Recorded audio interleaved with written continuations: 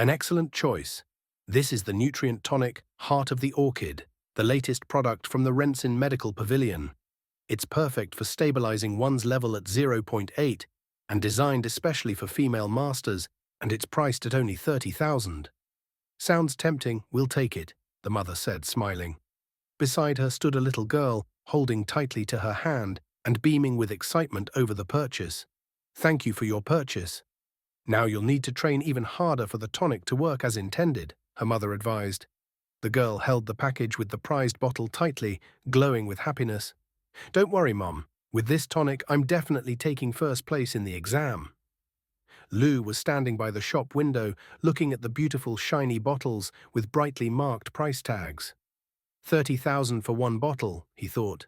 Even if my parents worked around the clock, they could only afford something much cheaper. 3,000, that's our limit. He couldn't help but feel envious, thinking of how wealthy families invest in their children, giving them the chance to advance. For children from poor families, it was a whole different challenge to rise above. His sister, Qinghe, had all the potential to change her life. But as her older brother, he felt like a stone in her path, taking away her chances and opportunities for growth. Instead of supporting her, it seemed all he did was complain about his own helplessness, doing nothing to improve himself. I'm just wasting my youth, he thought, feeling a bitter ache settle within him. Just then, he overheard two guys discussing their plans for the evening. Trust me, tonight I'm definitely winning. I've got a new build for my juggernaut, one of them said excitedly. You're a noob, laughed the other. We have a better chance of winning. Lou found himself dreaming of the extraordinary world of martial arts. But for now, only virtual worlds were accessible to him, where he could escape from reality. He felt like a fish in a tank, dreaming of swimming in the open ocean, yet confined to his cozy, safe space. Anyway, everything's different now, he resolved. Over the past few days, he'd gained combat experience and strengthened his power, breaking out of a vicious cycle of failure. He had acquired the knowledge and strength that would truly change his life. Clenching his fist, Lou recalled his teacher's words. Know yourself, and you'll know the world. I've finally taken the first step forward, he thought, heading home with his purchases. Qinghe, Mom, Dad, I'll become stronger for all of us. At that moment, reality seemed to dissolve, and Lou found himself in his dream.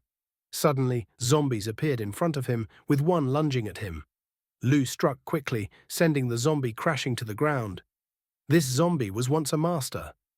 That means they can use combat techniques, he thought. Based on the zombie soldier's memories, there should be base 1359 up ahead. But where was the black fog and the legions of monsters? He suddenly noticed two zombies rushing toward him with incredible speed.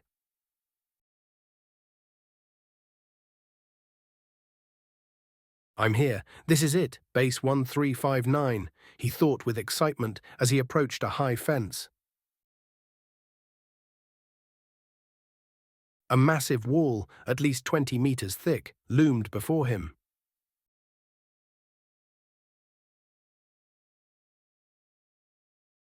This is a whole city, he whispered in amazement. What kind of creature could have broken through such walls? This world is much more powerful than mine, in both technology and martial arts. Even if such a mighty civilization fell to monsters, what lies in store for us? One building stood out from the others, looking like it might once have been a military base or command center. Suddenly, Lou saw the outline of a figure sitting on the ground in the distance.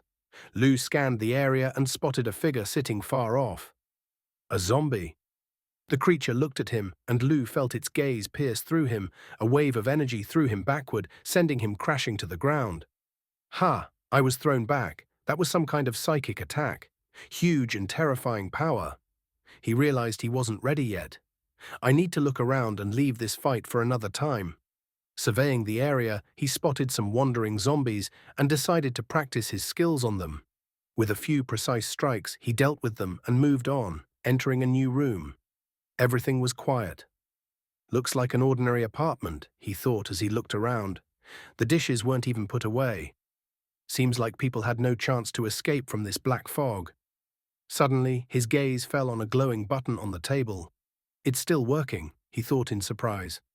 Touching it, he activated some kind of system, and a voice echoed out, "Exiting sleep mode." Rebooting. A hologram of a girl appeared on the screen. "Hello," she said. "Welcome, user Tianheng." "Unbelievable," Lu exclaimed. "She's speaking the same language as me."